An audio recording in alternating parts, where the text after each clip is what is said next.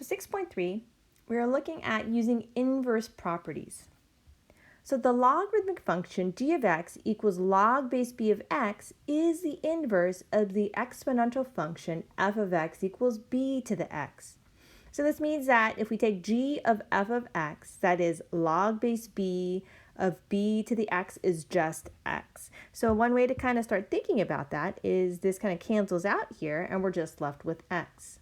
Then if we had it the other way where we had f of g of x, so we had b raised to the log base b of x and it's just x. So if we have b here and then it's raised to that log with the same base, then that cancels and it's just x. Now another side note, just to briefly talk about it, because you will see it and we'll go into a little bit more detail later on, is that any logs without bases. So here in this example, there's no base here. Now what you can assume with that is that base is base 10. Okay, think about our numbers, we're base 10, we count 1 through 10, and it goes up to 11, 12, and so forth. So base 10 here. And so that's just another side note. So any log without a base, it's assumed that there is an invisible 10 there. So then we can write it here.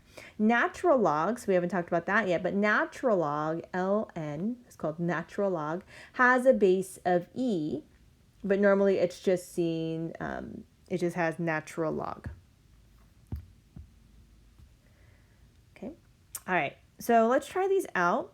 So we have 10 raised to the log base 10 of 4. So again, we didn't see any base there, but we can just write the 10 there. And so just like we did here, or not the first one, but the second one, we have b log base b of x. So if we have the same base here and here, then we can cancel out, and the answer is just 4.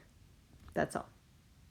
So now let's take a look at a log base 5 of 25 to the x. Now it's close, right? It's not the same exact base, but we could change it. So we want it to have the same base, the same number of 5. So 25, how could we write that where we have 5? So we could rewrite 25 is really 5 squared. Right? 5 squared is 25. So what I'm going to do is I'm going to replace that 25 with the 5 squared because it's the same exact thing.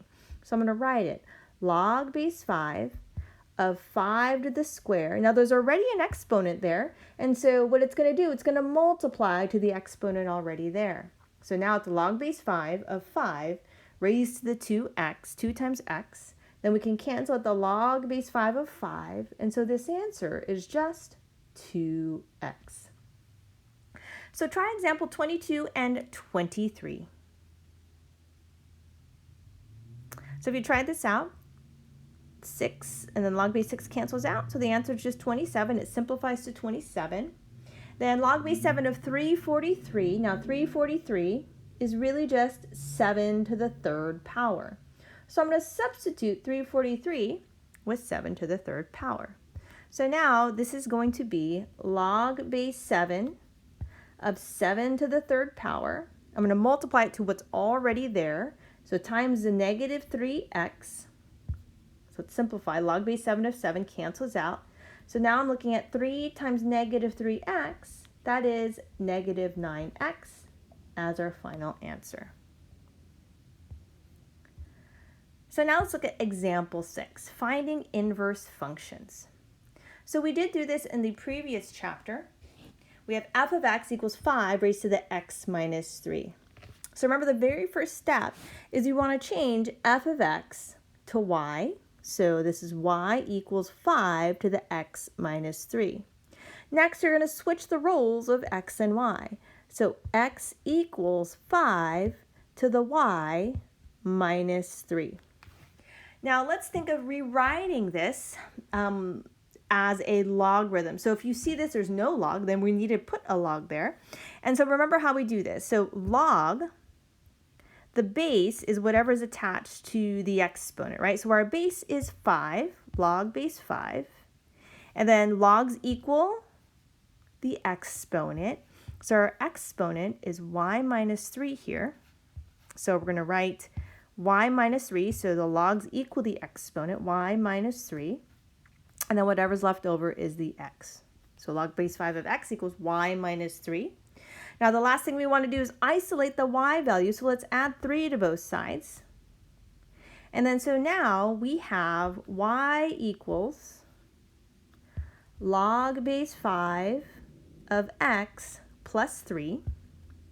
And then remember the last thing is you change the y to a g of x equals log base 5 of x plus 3. So let's try letter G. So now we have f of x equals log base 4 of x plus 3. So now that we have a log, so we're going to rewrite it in the other form as the exponential. Okay, so we're just going to rewrite it as the opposite or the inverse. Okay, so if you see exponential, you're going to write it as a log. If you see a log, you're going to write it as an exponential. So first, let's change f of x to y. Y equals log base 4 of x plus 3. Now, parentheses are important, right? If we think about transformations, which we will do later on in this chapter, you have plus 3. If you have it here, that means it's shifted to the left 3.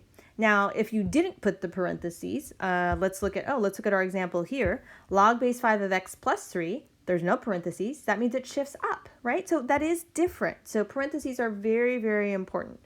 Can't leave them off. Okay, so we changed f of x to y. Next, we switch the roles of x and y. So x equals log base 4 of y plus 3. So now we're going to write it as an exponential. So I'm going to show you 2 ways to do this. So number 1 is an exponential. So the base is 4. Okay, base is 4. 4.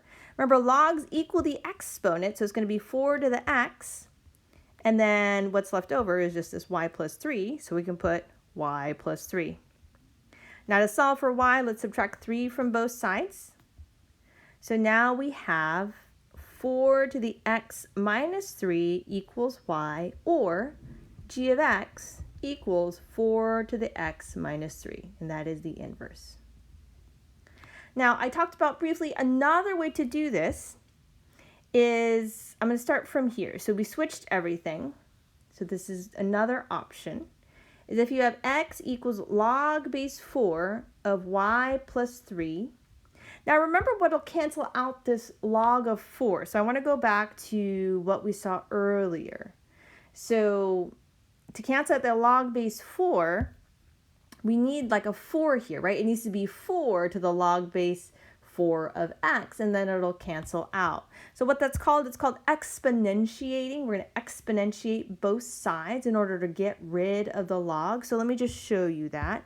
So I want to cancel out that log base 4. So if I do this, so now this looks like what we were doing earlier in simplifying.